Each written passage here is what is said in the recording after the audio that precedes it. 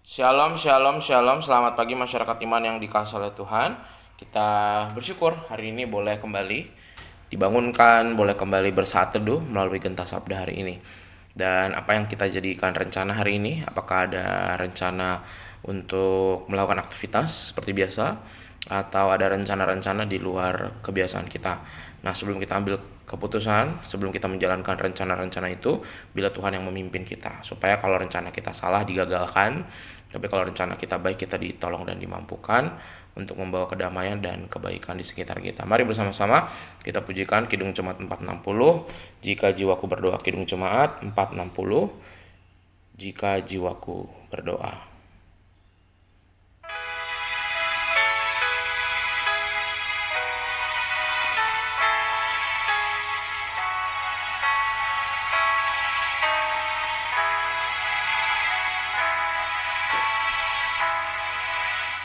Jika jiwaku berdoa kepadamu, Tuhanku, ajar aku terima saja pemberian tanganmu dan mengaku seperti Yesus di depan sengsaranya. Jangan kehendakku Bapa, kehendakmu jadilah.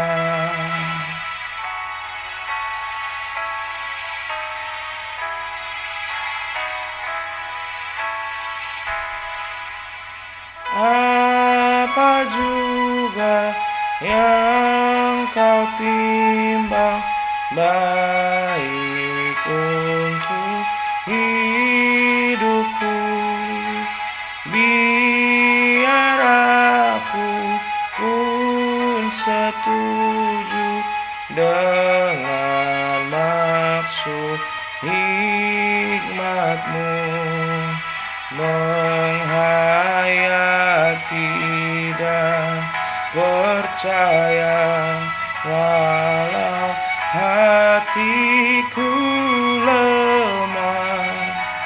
Jangan kehendakku Bapa, kehendakmu jadilah. Mari kita berdoa.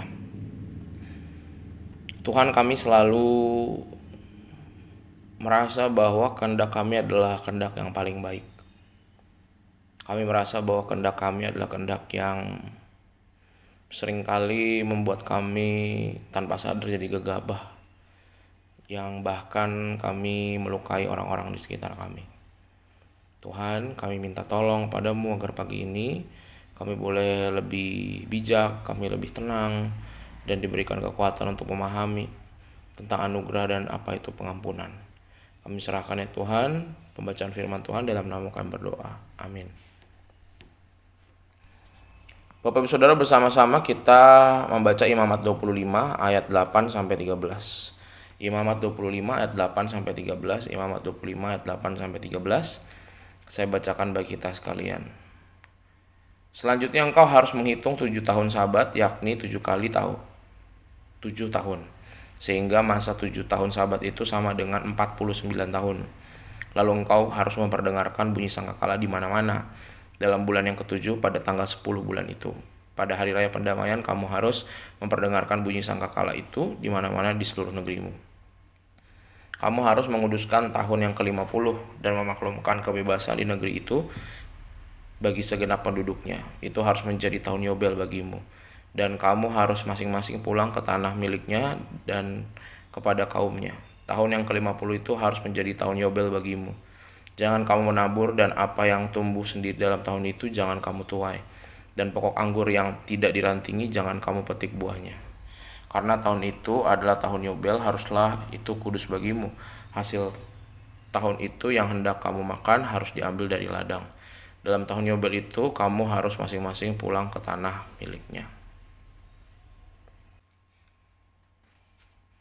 Jubilium, mungkin pernah dengar ya Bapak Ibu, kalau sekolah, kampus, atau ulang tahun sebuah komunitas.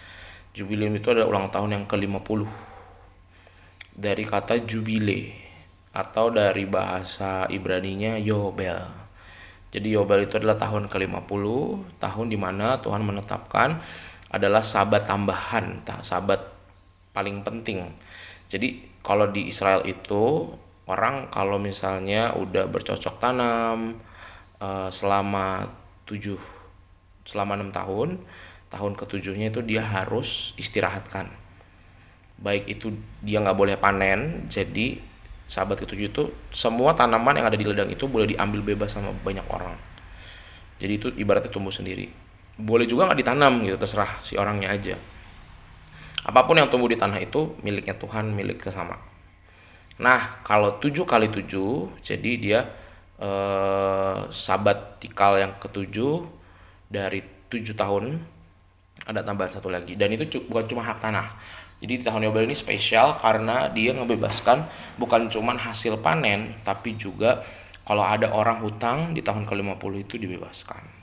Kalau ada harta milik sesama yang kita pegang gara-gara dihutang sama kita, itu juga harus dibebaskan. Pokoknya itu adalah hari pembebasan.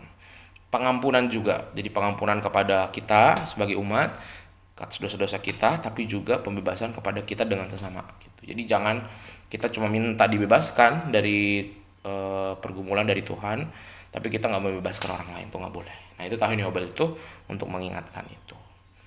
Nah dalam kehidupan kita kadang-kadang kita tidak memberikan istirahat atau pembebasan kepada sesama kita, kadang kepada keluarga, kepada pelanggan. Pelanggan kita lihat sebagai sapi perah kita untuk menjadi sumber berkat. Keluarga kita juga kadang kita manfaatkan karena mungkin kita merasa kita berjasa bagi keluarga dan kita berharap dapat balasan yang setimpal dari apa yang sudah kita perjuangkan buat keluarga, minta dihargai, minta dapat ini, minta dapat itu. Atau di gereja juga kita tidak memberikan istirahat kepada saudara kita. Ada orang-orang yang sibuk pelayanan terus, yang udah sibuk pelayanan, kemudian juga dilukai, disakiti. Kita kadang-kadang lupa memberikan istirahat. Makanya Bapak Ibu Saudara, dalam hidup kita, di seluruh aspek hidup kita, kadang-kadang kita juga butuh memberi pembebasan. Bukan cuma kita yang butuh bebas.